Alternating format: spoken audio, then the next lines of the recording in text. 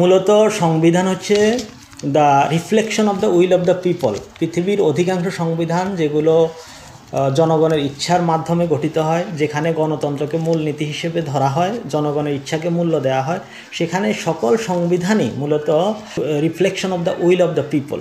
তো সেখানে জনগণ কিভাবে চলবে এবং রাষ্ট্র কিভাবে চলবে, the constitution defines the relationship between the people and the state. So to fix the relationship between the state and it's organs with the people, determination of objective of the state and the people is necessary. তো সেই অবজেক্টিভগুলো হচ্ছে fundamental principles of state policy, রাষ্ট্র পরিচালনার মূলনীতি। এই রাষ্ট্র পরিচালনার মূলনীতির আলোকেই একটি সংবিধান গঠিত হয়। এই সংবিধানের অন্যান্য যে সকল প্রভিশন আছে সেগুলো প্রণীত হয় এবং অন্যান্য আইন যেগুলো সংবিধানের অধীনে পার্লামেন্ট তৈরি করে সেগুলোও গঠিত হয়।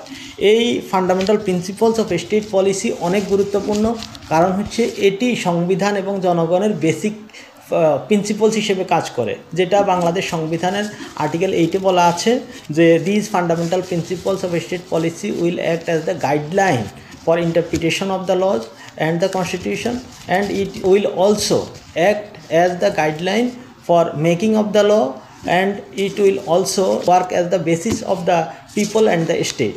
তো দেখা যাচ্ছে যে সংবিধানে অন্যান্য যে প্রভিশনগুলো আছে সেগুলো এই fundamental principles of state policy বা রাষ্ট্র পরিচালনার মূলনীতির আলোকেই প্রণীত হয়েছে। সেগুলো কি কি? যেমন বাংলাদেশ সংবিধানে গণতন্ত্র, ধর্মনিরপেক্ষতা, জাতীয়তাবাদ এবং সমাজতন্ত্র, এই বিষয়গুলোকে fundamental principles of state policy মানে রাষ্ট্র পরিচালনার মূলনীতি হিসেবে ঠিক করা হয়েছে। এই রাষ্ট্র পরিচালনার মূলনীতির ভিত্তিতেই মূলত অন্যান্য প্রভিশনগুলো গঠিত হয়েছে। যেমন আমরা দেখতে পাচ্ছি যে অন্য কোনো আইন এই রাষ্ট্র পরিচালনার মূলনীতির সাথে যদি সাংঘর্ষিক হয় তাহলে সেই প্রণীত আইনটা আনকনস্টিটিউশনাল, অসাংবিধানিক বলে গণ্য হবে, মানে সেটি লিগ্যাল ফ্রেমওয়ার্কে থাকবে না এবং অন্যান্য যে আইনগুলো তৈরি হবে সেগুলো কিন্তু এর আলোকে তৈরি হবে।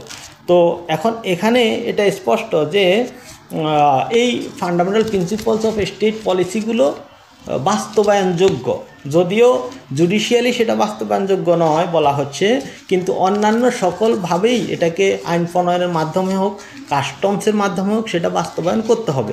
যেই বিষয়টা আমরা বিভিন্ন প্রেসিডেন্ট মানে কেস ল, আদালতের যে বিভিন্ন রায়, সেই রায়ের আলোকে আমরা দেখতে পাচ্ছি।